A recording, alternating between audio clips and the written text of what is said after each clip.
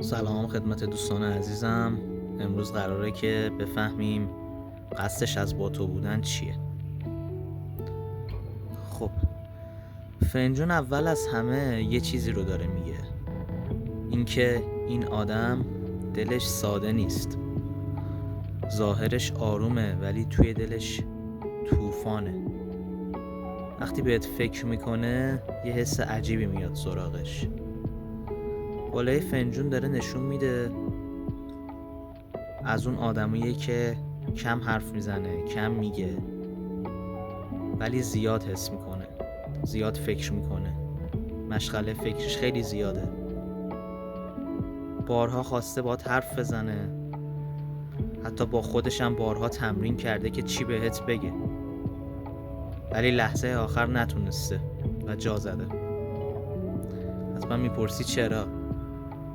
چون میترسه اگه حرف دلشو بزنه کنترل اوضاع از دستش در بره. قصدش از با تو بودن سرگرمی نیستش. تو رو توی آیندهش میبینه، یه آدم گذری نمیبینه.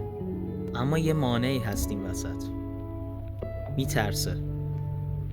هر بار با خودش میگه اگه نشه چی؟ اگه نتونم چی؟ برای همینه گاهی جلو میاد، گاهی هم عقب میکشه. ولی اینم بگم که هیچ وقت کامل نمیره. یه اتفاق کوچیک، یه حرف ساده یا یه نشونه از طرف تو میتونه دلشو قرص و محکم کنه. ازش دریغ نکن.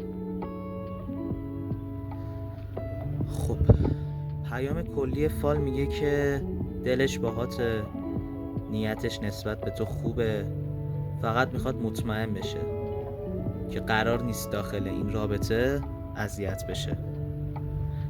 دوستان عزیزم، اگه این فال به نیتتون نزدیک بود برام بنویسید که دریافت شد. لایک و سابسکرایب هم یادتون نره. ممنونم ازتون.